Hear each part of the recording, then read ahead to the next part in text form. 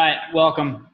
This is the previously built Titanic deck. We're going to review just the kind of a high-level business assessment of just the real estate market coming into it from, just 2 months in and doing some study and whatnot. And this version of it is really to explain a lot of these principles and our thesis that we're, putting out in the world.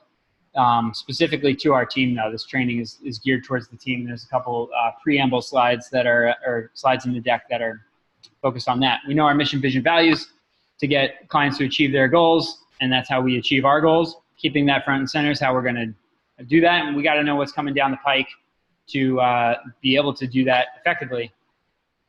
To be the team of choice for life, if I was going to team up with anybody or wanted to be in business, I would want to be with the people that are aware of the factors that are going to impact the business. And this is one of the ways that we try and are doing that. There we go. I'm going to start with this quote, which is something that I've perceived after talking to probably a couple hundred realtors now and people that have experience in the business and have been making money in this industry for a while, and probably their livelihoods depend on it. This is Upton Sinclair. He's the author of The Jungle, which is the book that started the Fair Labor Act and the FDA, basically. He talked about, it was in the early 1900s, about how factories made food and it was totally messed up, and it sparked a bunch of legislation related to the food industry. Anyway, in this regard, this quote he was talking about this book maybe 30 or 40 years later, and he had this quote that says, "It's difficult to get someone to understand something when his livelihood depends upon him not understanding it." And then this quote gets recirculated a lot in regards to oil and gas and fossil fuels and vegetarianism. Go vegan. Not about food. This quote has gotten a renewed popularity with climate change and renewable energy versus fossil fuels. It's really hard when there's an industry that makes billions and billions and billions of dollars, the oil industry, to understand that doing that is, destroying the planet in a lot of ways, and that maybe we should do something different. So if you're making billions of dollars every year and you're really good at it, you're number 1 or 2 in the market, it's very easy to ignore those facts and that thesis. But therein lies the opportunity for people who don't depend on it. And that's me right now. I didn't make any money from selling real estate the last few years or at all. I'm not an agent. So my paycheck, my livelihood, my child eating doesn't depend on any model about of buying and selling houses. So I'm able to look at the whole industry with a fresh set of eyes and view it as a tabula rasa, and build it up from the ground up, or just understand it with fresh eyes. Somebody who does that really well and is super known for that is Elon Musk. He is the founder of a bunch of companies. He made his money in PayPal and eBay. He's selling PayPal to eBay, and then he took out that $95 million. Instead of going to sit on the beach, he founded a space exploration company, SpaceX, with the goal of inhabiting Mars, and Tesla with the primary mission of accelerating the change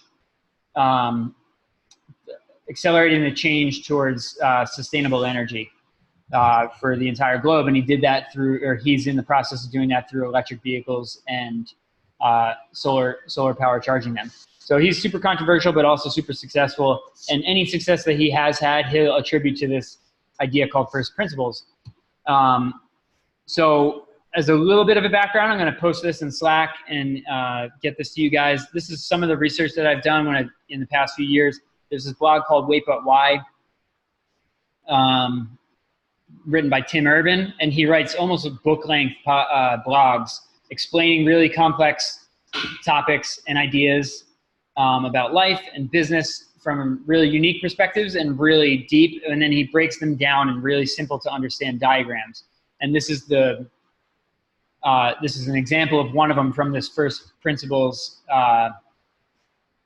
post, which is the last in a series that he did about Elon Musk. And Elon Musk actually reached out to Tim Urban and said, hey, I would love for your help in explaining what I'm doing to the public via your awesome cartoon blogs.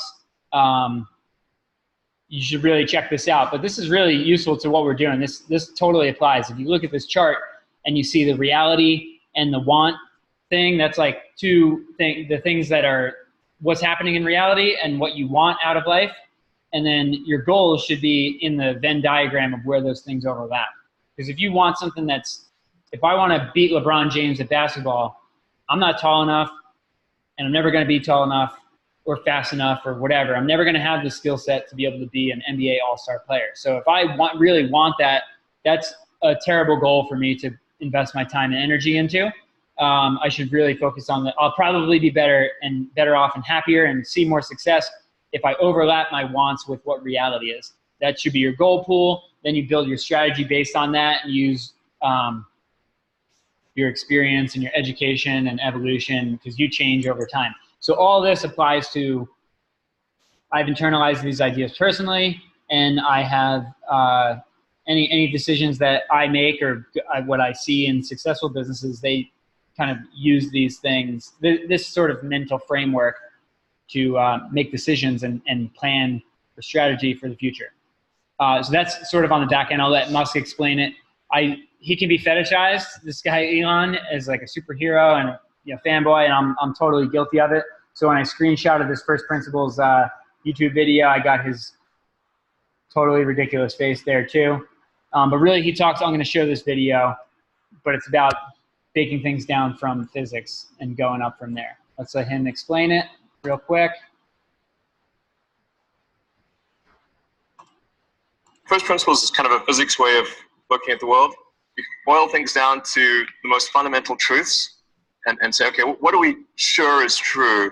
And then reason up from there.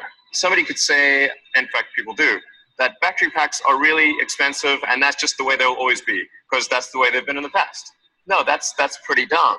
If you applied that reasoning to anything new, you wouldn't be able to ever get to that new thing. So first principles would be to say, okay, what are the material constituents of the batteries?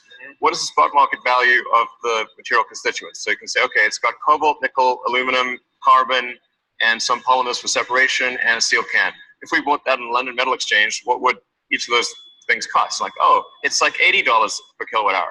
So clearly, you just need to think of clever ways to take those materials and combine them into the shape of a battery cell, and you can have batteries that are much, much cheaper than anyone realizes. First principles. Pretty radical and super, super powerful if you apply it to things in life. I'm going to add this. Hey, Gil. Yes. Is a first principle the same as like a limiting belief? No. First principle is the opposite of a limiting belief. First principle is like, I know that whenever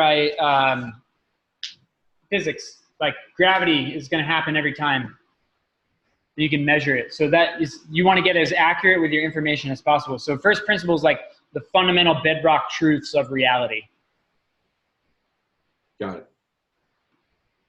Something that you can bet on 100%, as close to 100% as possible, that you can bank on it every single time. So if you so what he's saying with the cost of a battery pack, people would just say, if you're reasoning from analogy or from history, you would say that batteries are super expensive per kilowatt hour, $1,000 a kilowatt hour, or whatever. This is literally a chart of the price per kilowatt hour, because that's the example that he used for the batteries for electric cars. So Ford Motor Company and GM and everybody would say electric cars are stupid because batteries are expensive. That's like current reality, status quo principles reasoning. First principles reasoning is saying exactly what he said. Go on the London Metal Exchange. What does it actually take to make a battery? All right. So if you go into the public market and buy these actual materials, this is what the fundamental cost of this thing should be. Not $1,000 a kilowatt hour. It should be 80. If you went and bought the actual materials that you need, it's $80 a kilowatt hour. The current market value of a battery is $1,000 a kilowatt hour. There's a huge disparity. There's actually a chart here. this is the disparity. This is what it actually can cost based on physics and reality. And this is what it currently costs. So there's inefficiency in there. So he's saying clearly, if you go, if the physics says it can be $80 a kilowatt hour, and it's currently $1,000, I'll bet you I can do it for $250. If I can get to $250 a kilowatt hour, I am $750 below current market value. If we can do that, we're going to make millions and millions and millions of dollars. That's first principles, is understanding how do you back things up. Before he started landing rockets or going to space, people would say, he said, I want to go to Mars. So he called people up and said, how much does it cost to go to space? And they said, it's going to cost you $1.5 billion is the budget that it costs the government to send the space shuttle to space. And he was like, oh my God, that sounds ridiculous. Well, how much would it actually cost to buy the fuel, to buy the metal, to buy all these things? And he realized it was like $90 million. So the difference between 90 million and like 1.5 billion is the room for improvement based on first principles. So looking at any industry or business or anything really, you have to figure what he's advocating for in this first principles approach is boiling all the bullshit and dogmatism and assumed limiting beliefs away. And then what you remain with is the fundamental truth of reality of what you actually, the constraints of reality that you have to work within. Because it's never going to cost $50 to go to space. But like, how efficient can you get? How close to the actual perfect thing of reality can you get in any sort of business? Is there any reason from physics that you can't land rockets? And the answer is no. Now, he's proven that SpaceX, his team, has proven that you can do that within the laws of physics. They had to invent new technology and software and mechanical parts and solve a really hard problem to do it, but they did it. When 5 years before that, everybody would laugh at him and tell him he's completely insane and you could never, ever, ever do it. First principles is the thought process and the lens that you look at the world with in order to see what is unseeable to people whose paychecks depend on them not seeing those things or aren't willing to do the work to even think through the process, let alone actually do it. Does that answer the question? Okay.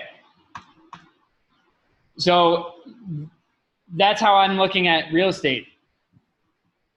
That's why I got into it, because I look at it with this lens and I see that it's changing, and I'm not, this dude is super smart, even though he looks not so smart in that picture. He's got his flaws, but this is I'm not trying to say I like this, but I try to think about the world like this, and it's only helped me whenever I've been able to do that.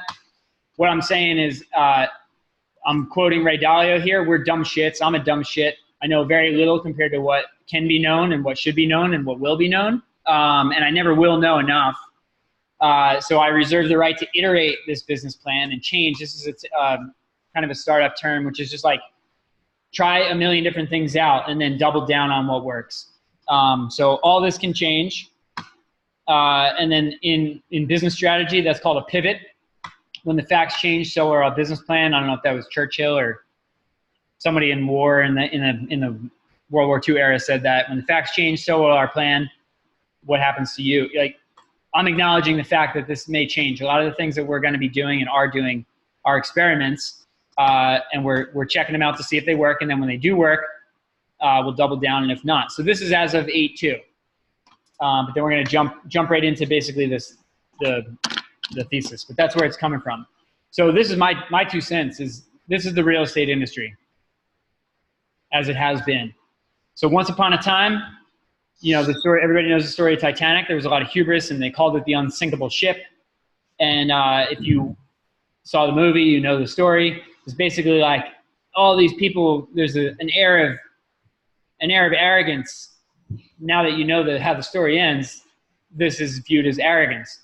Before the boat hit the iceberg and sunk, it seemed totally justified. They were successful and it was a great accomplishment to make such a huge, luxurious ship. Everybody was killing it. Everybody was straight chilling. is what we like to say. And everything's cool. And this is what it's like with the real estate industry the way that it is, with the MLS, and from when that was originally formed, and there's a lot of control over the data in the marketplace and the National Association of Realtors, and the way that it's set up has been really good for the last 50, 60, 70, 100 years, for a long, long time. And this is kind of what it's like. Everything's cool until it's not, is kind of what that looks like to me. Because then as soon as that happens, the people who are normally very comfortable will panic and freak out. And it goes from everybody's chilling and joking around and having a great time and spending a bunch of money and straight chilling, to complete and total mayhem and panicking. Really, the screenshots that these are taken in that movie, and these people, unfortunately, in real life, at this moment, they're already done. Their fate is already sealed. And the look on their faces, kind of, they're scrambling for survival. And if that hasn't already happened in the real estate industry, I believe that it sort of has in a lot of ways. If people don't realize it, they're going to realize it soon. And when they do, depending on where they at in their career, or how susceptible or vulnerable they are to exactly the way things were without any changing, that's going to dictate where they're at. So these are the faces of panic. And this is the face of what happens when people are outside the industry and realize those successes from the outside, excesses. So a guy like Jeff Bezos will look at, an Elon Musk will look at the oil industry or the auto industry or whatever industry that has a lot of inefficiencies in it, space travel, real estate, any major industry that has a lot of money in it that hasn't been disrupted by technology yet. Technologists and people that are able to look at it with a clear set of eyes with the way technology has changed over time, will look at that as a huge opportunity. And they laugh at that arrogance. They're not laughing at the pain of these people, but what they do laugh at is the hubris and arrogance that entrenched industries and entrenched interests in industries that have gotten complacent and status quo and don't fight any change. This is the face that is at that attitude. When people get cocky, this is what the people in Silicon Valley look at it like. And people that, the Silicon Valley mentality is really what it is. Because if you follow Silicon Valley, you're realizing that that idea has spread across the globe. It's not a geographic phenomenon. You don't have to be in Silicon Valley to be Silicon Valley. So what will happen, and what I've noticed from talking to hundreds of realtors, is that the headline will come out and say, Amazon enters the real estate. And then most successful agents that are, and this is actually pretty smart, I see a lot of people that are in production and successful say, yeah, I get it. I see what happened to Uber and the taxis, and I see what happened to Airbnb and the hotels, and I get it. I understand, and say, you know, but what I'm doing is working right now, even though technology, Redfin and Purple Bricks are here, and Zillow's been around, and yeah, everything's changing with technology, but I'm still making money. I still have leads coming in. I'm still super busy. So I'm not just going to speculate and change everything just on, you know, what they might do in the future. And what they're focusing on is they're right to say that about Amazon and what they're doing with Realogy and the headline of today. But what makes me nervous for the agents that I speak to that kind of have this surface level correct reaction is that, you know, they're sort of acknowledging, but not really acknowledging. They're not being crazy and trying to upend what they're doing and just jump all on board with Amazon or get into bed with whoever's the hot headline of today, which is smart. That's why I say successful realtors. They know not to just leap onto the hottest thing of today, which is savvy. But what I don't hear really anybody saying is really embracing and acknowledging the overall trend, whether it's Amazon or not. And that's really what's coming on, is like this disruption. We don't know what it's going to look like. I'm not the one making it happen. I'm not the one with the startup idea. I'm not the one in a garage in Silicon Valley or have the insight that's going to totally disrupt the, I'm not the Jeff Bezos or Elon Musk of real estate. We don't know who the names are going to be. We don't know what the logos are going to be, what companies they're going to be, and we don't know exactly when and how fast this will happen.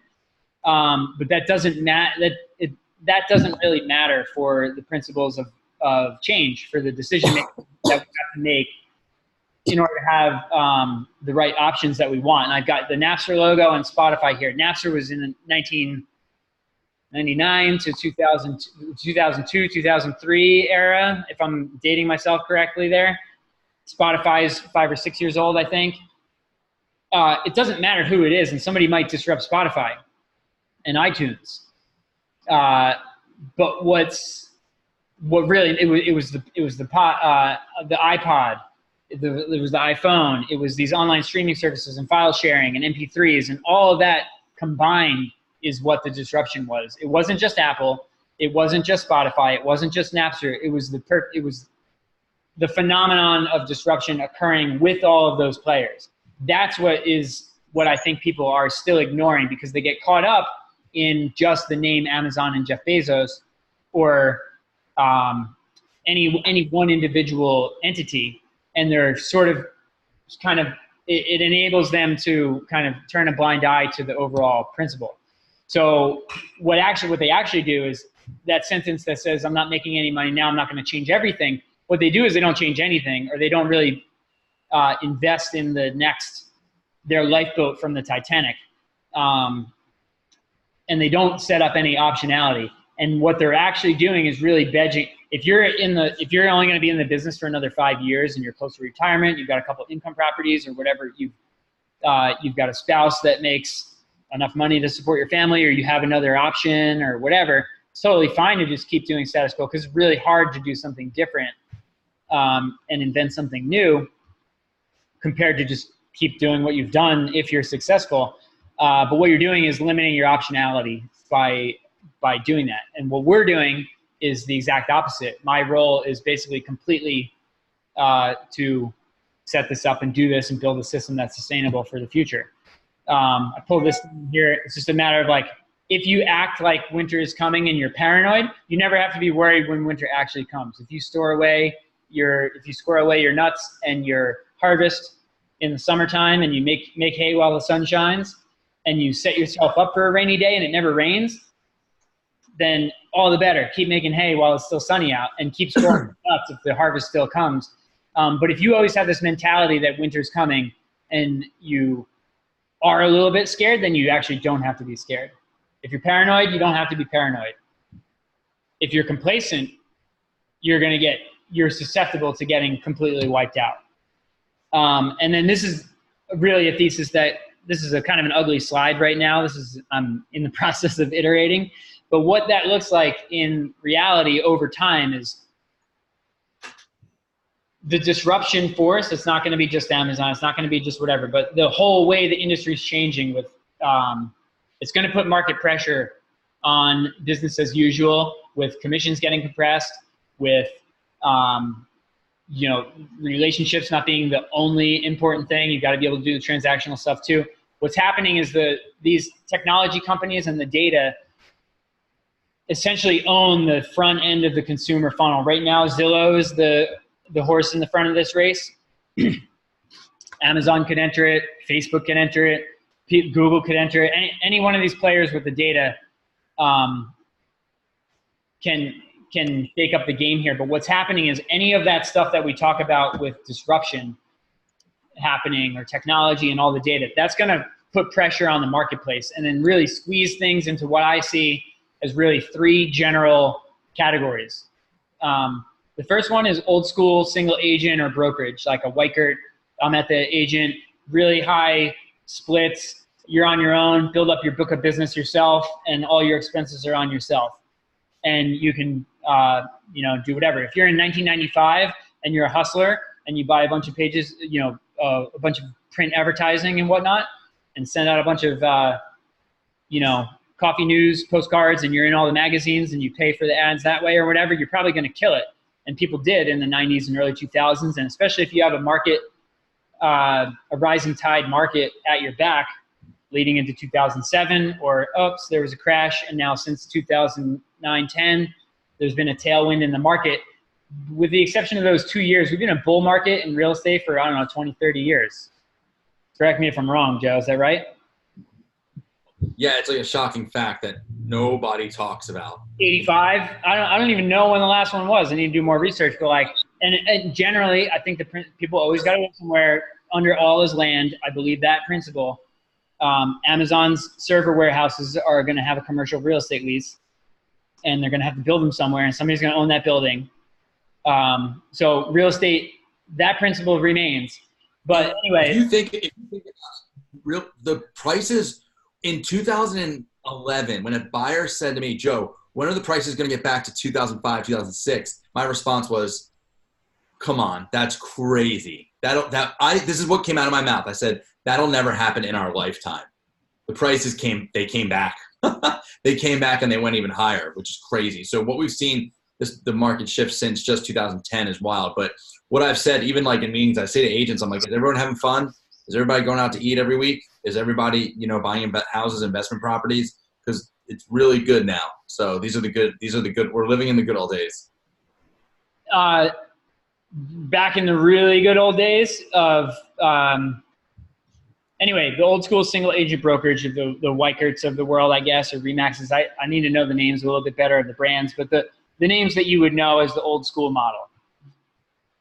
An individual, it was highly likely that an individual agent who hustled and was friendly and had whatever going for them, they could do well in real estate if they just put their back into it, and could probably do really well. That is gonna get squeezed the hardest. The reaction to that from all of the brokerages, all of these brokerages will react to the market pressure from this there has been and there will be a continued increase in discount brokerages. When you have a Redfin trying to sell your house for 1.5%, people will compete with the easiest thing to do, and weak brokerages who don't provide value and know that they don't and aren't creative enough or expert enough or whatever, the only strategy they will have to compete with 1.5% is to offer 6, 5, 4, 3, 2, 1 until they get leveraged out of business. Until they discount themselves out of business and they get crushed by doing the same volume or more volume for less money. If they're close to retirement, they're going to retire real fast. If you're just getting into the business, you're not going to think that that's a great thing. Unless you're a startup and you're going to try to go with a completely different model of paying people hourly like Redfin does or whatever they're trying to do. They're trying to lean into the discount brokerage. They're leaning into the 1%. The other thing that's going to stick around and is going to grow in value is trusted leverage teams. And the reason that is because the top end of the funnel, I don't have a mouse here, but this disruption data technology, the juggernaut that's going to shift the market here, in addition to market forces, but the technology impact and the data that's going to, and the Redfins of the world and the Purplebricks, disregard the names, that market force is going to force the competition. But what they don't have and cannot do is service the human element of the transaction. And some of them, like Redfin, will try to pay realtors hourly. They still have to deal with the regulations. They still have to deal with the National Association of Realtors and the fact that a human being, has to be licensed and go through the regulatory framework and act within the law of the land. The laws may change one day, but until they do, the government is the slowest to change. Silicon Valley is the first to change. The industry has to be somewhere in the middle. Everybody has to work within the law of the land. Even Uber, Airbnb, they get shut out of New York. New York City real estate, and Airbnb is a perfect example. So Airbnb crushes it. They arbitrage in New York City, and then the law shuts them down. And it's really hard and illegal, and there's risks involved, so you can't scale Airbnb in Manhattan. So the regulatory framework is a throttle on Silicon Valley's disruption. So they're still going to need, and the consumer is not ready to switch the entire, when I say the consumer, I don't mean any one individual. Some individuals will. They need to sell their house fast. time is more valuable to them to money, or they just are worried about the price and they see the 1%, they're going to go with that. Some of them are going to have a really shitty experience because they don't have it figured out yet. All these things will change and shift over time. The thesis is that trusted and leveraged teams will still have the relationship, and the consumer, when they actually go down, when the brass tacks get nailed in, and when the rubber hits the road with signing on the line for a listing or buying the biggest financial transaction of their life, people want a human being to do that still. People aren't ready for autonomous cars the same way they weren't ready for autonomous elevators. They had to pay somebody, to an elevator operator by Otis Elevators, to stand there in a suit and push the buttons for people. Even though they didn't need that, the human beings, the users of the buildings, weren't ready to go into a box in the building in the early 1900s. So the technology companies had to pay a human being to be there to push the button for somebody, even though it's a purposeless job. It made people feel comfortable. And realtors are still going to be that for a large segment of the population. But these technology companies, right now, I'm going to use the word Zillow, or the name Zillow, to talk about this. When they have a funnel of leads and they talk about their iBuyer program, and they switch that on, they need somebody to service all the transactions. They have the business. They are not going to and don't want to get in the business of servicing the boots on the ground aspect of it. And they can't. Their UI is good, but it's not good enough to get people over the hurdle of a house buying experience completely yet. That's still an emotional thing for people. And it's still going to take a skilled human being who actually gives a shit about that person and their goals, and the nonverbal communication that goes on face-to-face with that, to make somebody comfortable enough to be able to do that and guide them through the human part of the transaction. Zillow can't, and the disruptors can't. They can't scale that digitally yet, and they won't for a long time. They still need the regulatory. That last little bit of the funnel, nothing happens without that. So they need to partner with somebody who can execute on that. And the moral of the story is they're not going to go with discount brokerages that sacrifice on quality and service. They're not going to go with an old school single agent who can only handle a maximum of 30 transactions a year. They're going to pick they're going to pick an entity, not a person. They're going to pick an entity who can handle the volume of business that can handle the fire hose that they can funnel into. And that is what that looks like to me, is a trusted, proven team of experienced business professionals. It's a business that's extremely leveraged and has highly skilled, trustworthy people to execute on the business that they generate via the internet. It's a crappy slide, but door number 1, 2, and 3 is really what that looks like going forward. Joe. So I can't say who this is, but Zillow started the iBuyer program, and it's making waves. It opened up in Arizona, in Scottsdale. That agent, they partnered with one agent who, when Zillow offers to buy your house, Zillow buys it. Zillow does whatever they're going to do to it, flip it, whatever. Then they hire this agent, and then the ones who don't want to do the iBuyer program, that agent still gets the listing. They want to list traditionally with an agent. That agent pays Zillow a referral fee. That agent in Arizona, in the first market, he took 700 listings in the last 12 months. Zillow just hired, again, I can't say, it's a friend of ours, someone in San Diego. They hired an agent in San Diego, and that dude, I spoke with him. He's going to do 1,000 transactions in 12 months from Zillow. And if you think about it, that's talk about market share. That's crazy. And that's because these are teams that are 30 people wide. And there's criteria like having 30 agents, having things like that. So yeah, door number 1, 2, or 3. If you have that power that Zillow has right now to turn that on, who are you going to pick? Where's it going to go?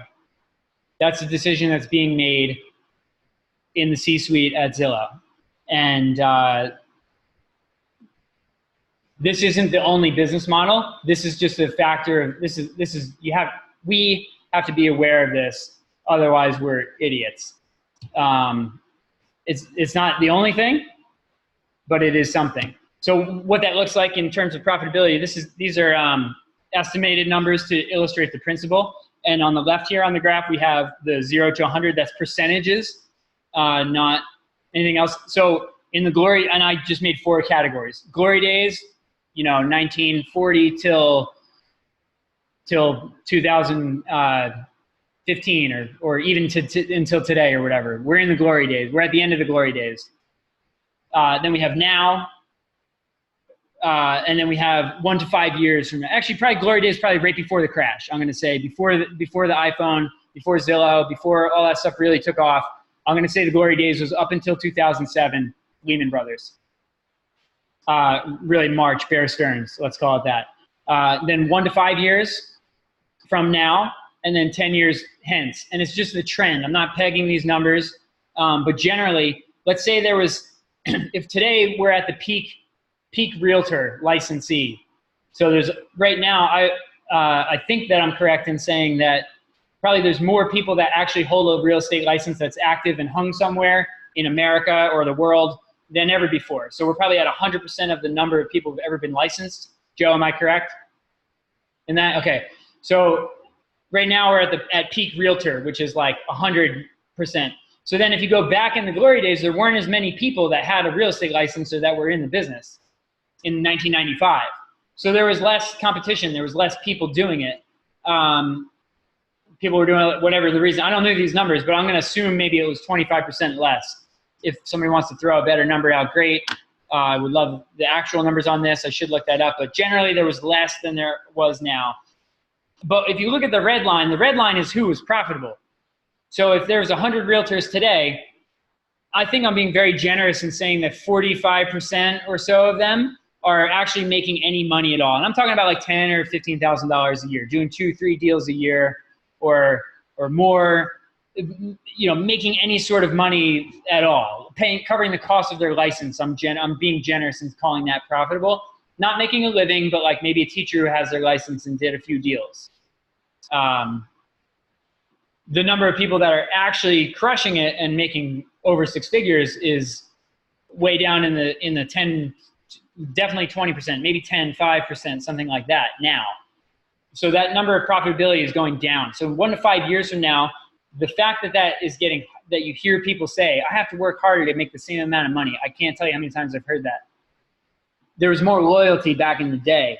They're longing for the glory days. And you look at that because it was easier. There's less people. It was easier to make money. They were making money doing less work than they are now. Today, they have to work harder for a 5% commission, not a 6% commission. And they have to deal with more bullshit in their minds, which is really an educated consumer, which is not bullshit. That's good for the consumer. If they actually listen to if they were actually fiduciaries for the consumer, they'd want them to have more information so they could have an educated conversation. But people are longing for the days when people didn't know anything. They could show them 4 houses and have the deal done in 2 days based on their self-interest, not the consumers, which is technically illegal, but doesn't matter apparently in the glory days. So 1 to 5 years from now, people are going to quit. They're gonna die literally and figuratively. They're gonna get out of it. They're gonna be too cynical and go, I'm gonna go do something else. And they're gonna take their piss and vinegar and get out of our way, which is great, because less and less people will get profitable. And then 10 years hence, there's gonna be like a scorched earth policy of the licensees. People are gonna see that it's incredibly hard because if you go back to the old school model and a single agent brokerage, Weichert will be out of business, and there's no such thing as a teacher selling 1 or 2 deals to make the kind of money that they did in the glory days. So the ROI of getting your real estate license is just not going to make as much sense as it did in the glory days 10 years from now. But it will still be a multi-trillion-dollar industry. So who's going to be killing it? The future is doing in volume. If we know that the revenue per transaction is going to get pressure in the future. When people argue this point with me or try to debate it or cling on to the past to say, what was the standard commission 10 years ago? And the answer is 6%. And then I say, do you ever take an 8% listing now? Or did you ever take an 8% listing? And some people will say yes. Okay, cool. Do you take a lot of 8% listings now? No. What's the standard now? we try for 6, but we take 5. We'll go for 5. Okay, cool. Redfin does it for 1.5%. Do you think you're going to take a 6% listing in 10 years from now? And then it's crickets because they know. And then, but they don't have an answer. So if we know that the general trend is down in the cost, and this is a good thing for the consumer. I own property. When I want to sell my house, I want the cost of that to be down. We want the cost of things to go down. For the if we're actually working backwards from the consumer and being their fiduciary, we want the cost of the transaction to go down. What people don't want is their money to go down. They don't want the individual. They're thinking narrowly in a fear-based mentality. They're saying, okay, well, my paycheck depends on me making a 5 or 6% commission. If you're telling me it's going to be 3 and I'm going to be doing more work for it, an alarm bell goes off in the center of their brain and their amygdala, and they freak out and they can't handle it. The answer is that the future is volume, and the individuals will slowly peter out and die. They'll still be there, just like cockroaches after a nuclear bomb goes off, but there'll be less and less of them, and they're not going to be living as high on the hog as they did in the glory days. The idea is that teams are going to kill it based on, this is what I see. And then the idea, this is like, for anybody, the premise of the team is like, if you want to secure your future, it's sort of like the United States when it was the 13 colonies. If you try to operate independently as an individual agent or a super small team, I like what I'm doing and I like the people I work with just 1 or 2 people, that's great. It's just not as secure as joining forces and being one of those highly leveraged teams that will be able to sustain in the future. And the real ninja trick is this isn't like become the apex predator of the ocean or get out of the business. There's things on the spectrum. As long as you're aware of these things and setting yourself up to have the option to do as much of it as you want in the way that you want to do it, it can be, you can survive and thrive in the changing environment instead of just ignoring it. We break out this slide. This is really what it comes down to, is the cost of being one of a leveraged team to be able to handle the volume that's sustainable, while the cost of a transaction / the revenue per transaction will decrease over time. You need to, it costs right now, it costs about $150,000 a year to operate that type of business. That's a very high barrier to entry compared for a barista from Starbucks. So right now, or in the glory days, you could go and get your $400 license and pay $1,000 or $2,000 in MLS fees, hang your license at Weichert or wherever, and get by on the people you bartend to, or your friends from your school if you're a teacher or a coach or whatever. And it was highly profitable. As that changes, the cost of entry is going to be higher and higher, and it's really a business that's going to have to be able to sustain that cost, because an individual won't be able to do it.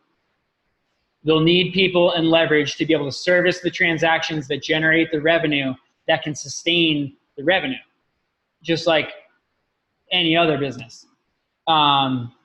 The other thing that's about that a team provides is not just the tangible value of being able to operate as a business. It's the intangible piece of it. The idea of while you're doing something hard, you're doing it with people that you care about and like spending time with. You get your time back with the leverage of that, and then the security of being in the right door picked in the future. That's sort of like the if you're in real estate in the last 5, 10, 15, 20 years or 40 years or whatever, all that stuff sounds super scary to you and your livelihood. But coming in fresh, this is a picture of, after a forest fire, there's new growth there. And that's the Chinese symbol for crisis. And really all it is, 2 symbols. It means it's danger and opportunity. And the combination of those 2 is the definition of a crisis in the Chinese symbol. So the opportunity in that is to be one of those, be in the ballpark or one of those players if you want. So with the right leverage, if you have those systems in place, we put this slide on our Monday morning sales deck every week, and we state this goal of 500 units. in the 2 existing locations, and then potentially any future one that we do. It's really about having a system in place that's capable of handling 500 units in any spot. And you see that that's an exponential leap from where the business has been. It's been, growing over time, but it's a huge leap to go from roughly 100 to 500. That takes a different type of business model and system and tools and all that. So being able to do that buys you that security and the opportunity in there doing that. And so I've heard this question within the team and in general is like, where'd this 500 number come from? And really that is it's sort of an arbitrary number that just means it's the ability to do 500 is what the real goal is, more than that actual goal. It's not about, it could be 450, it could be 550, it could be, if you can do 500, you can probably do 1,500. If you can do 500, you can probably do 250 with your eyes closed. And you do 100 while you're sleeping. The goal is to build the business that can do 500 in multiple spots. And then you decide what the actual goal is based on what your goals are. If you read the MREA book, you work your plan backwards from your lifestyle and your goals, and then that tells you how many calls you have to make on a Monday, and how many people you have to talk to about real estate, et cetera. That formula will change, but you work the plan backwards from there. And this is a really important principle to understand as we're building this thing, is it's really the ability is the goal. And there's 2 reasons for that. One is defense, like we just talked about from the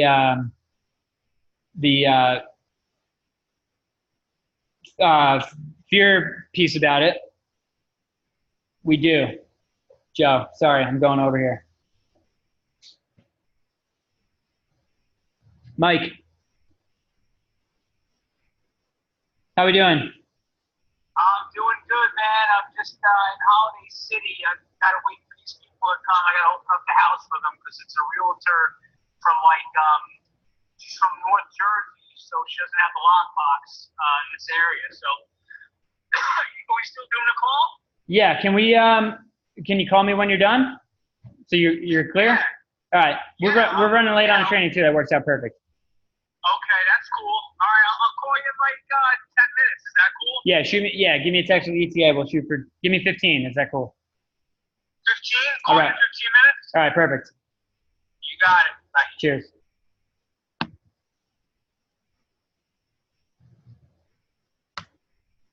Brilliant. Sometimes things work out. All right, so to finish the why 500, it's the ability. So there we talked about defense. We talked about all that, the principles there. So it's to protect yourself from the downside, but that's not fun. The offensive reason is like, it's a machine that with anybody that is in the family, on the team, in the group, whatever, will be able to leverage that as far as you want to take it. So the goal gets set by the people. Once the machine's in place and the system is possible and the ability is there, then it's just a matter of what you want to do. What anybody within that machine wants to do. That's really what we're shooting at. I'm killing myself with all right.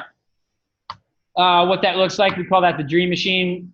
Everybody on this call on the team has seen this before. This is the machine that kind of makes that happen. It's the fundamental bedrock of this is just residential real estate sales, and then everything else becomes possible based off of that. We talk about the organizational chart based on each one of these locations has a group of people. It's basically the model of leverage, and we're just modeling this off of the people that are already doing it. And then that last slide really gets boiled down into this slide. This is new.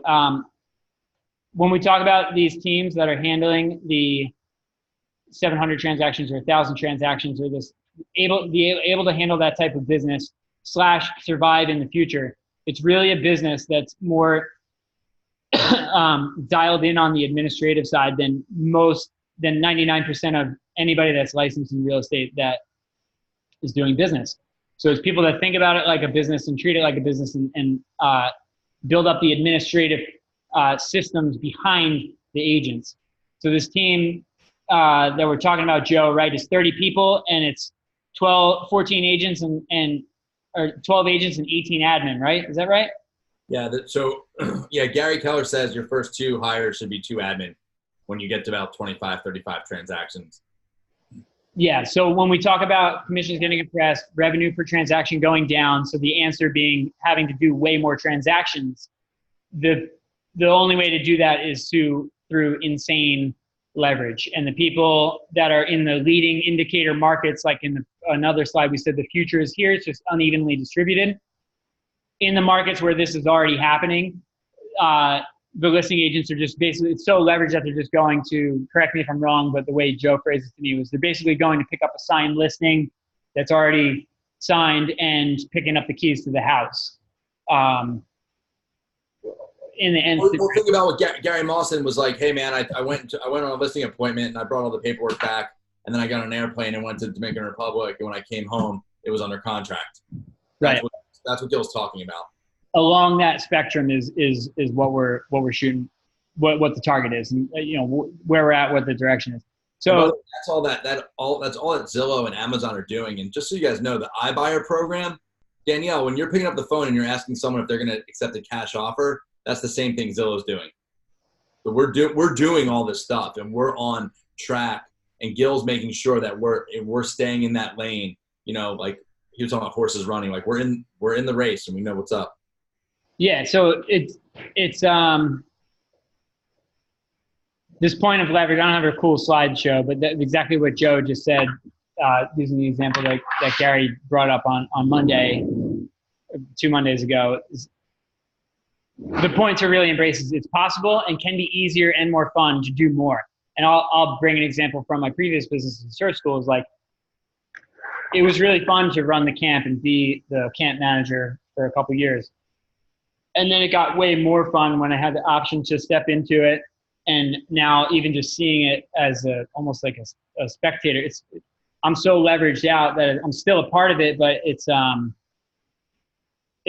definitely easier than being there every single day, even when I'm sick.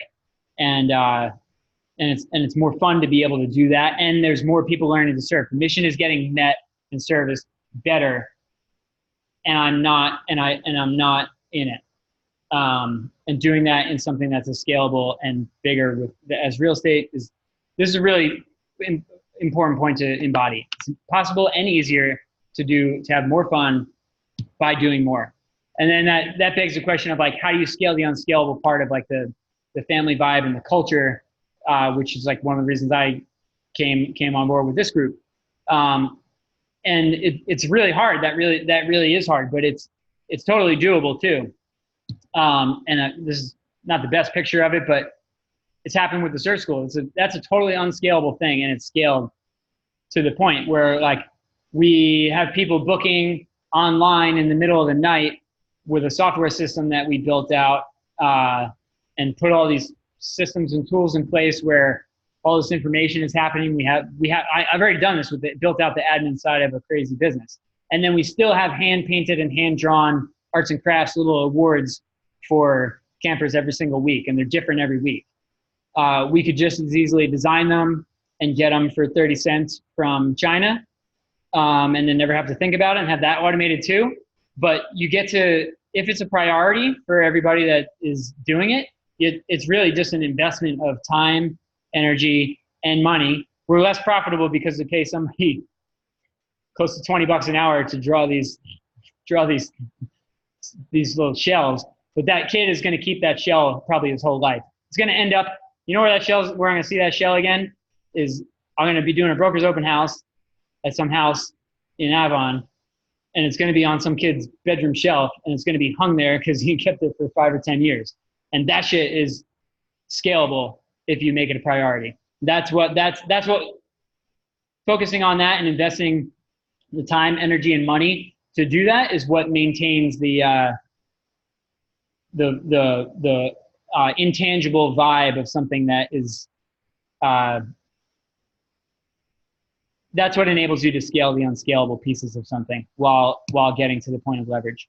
This is already happening. It's just a matter of building it out at scale. So it's really just more of the good things and less of the bad things is really the goal. So for somebody that's outside the thing, it's really just like plug in from an agent's perspective. It's like all the stuff that if you do the, personality assessments, it's just putting the right butts in the right seat.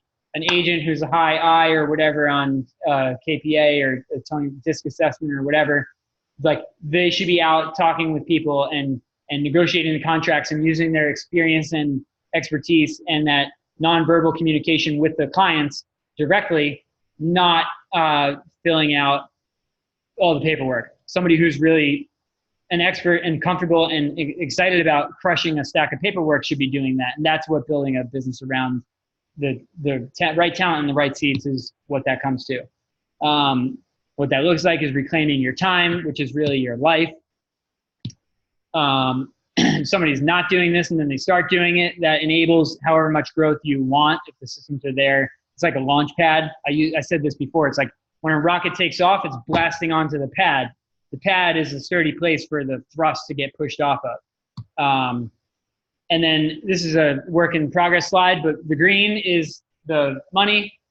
The red is the time and effort and the bullshit or the effort that goes, and leverage is what it looks like when you can make the same money if you see in 2019 and 2020.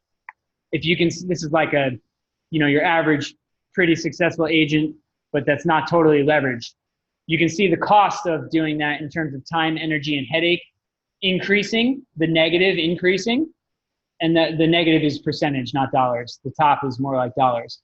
So if you look at 2018, this avatar of an agent made like $90,000 to $100,000, but it cost them 90% of their sanity. And then if you look at 2019, maybe they made more money, but it's the same kind of headache or probably more. And you look at as their green goes up, their headache increases. But then if you snap into leverage, you can make the same amount of money or more with less headache.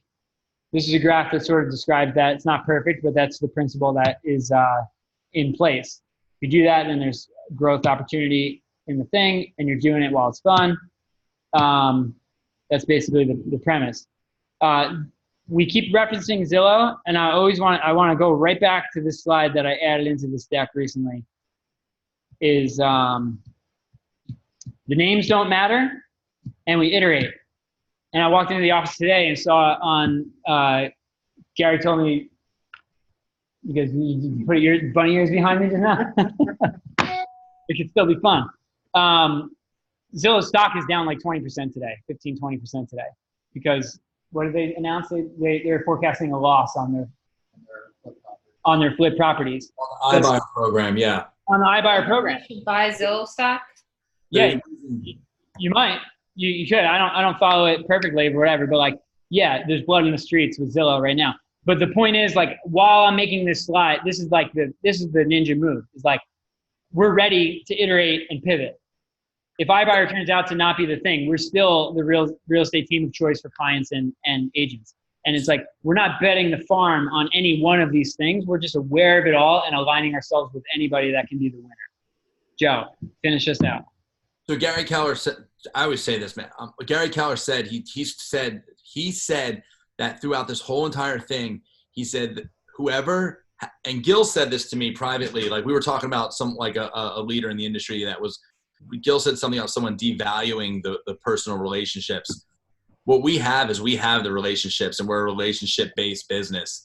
And he said that the team that has the relationships and they're hyper local is the phrase he used. Those are the ones that are they'll be fine. Actually, it's going to be a very small percentage, but the ones that stick together and they have the relationships, they're going to be just fine. And that relationship comes from caring. And that's what, when I was saying maybe Zillow or whoever the player is owns the top end of the funnel, that's going to get all squeezed down to the person who can look a widowed spouse in the eyes and say, I'm going to take care of you with your house and make this as least painful as possible. And that person will believe them as a human being. And the person who is actually in it for the right reason and is leveraged enough to be able to do it in that compressing market is who's going to be totally fine. And that's us. Yeah, Funkmaster Flex air horn. Okay. All right, we gotta go. We got another call, but that's the end. Yeah, Hey, are we doing a Zoom call on this, or are we doing a phone call? it's probably a phone call. I'll conference you in.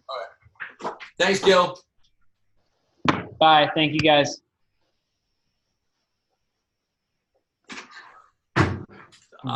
Funkmaster Flex bomb air horn, please.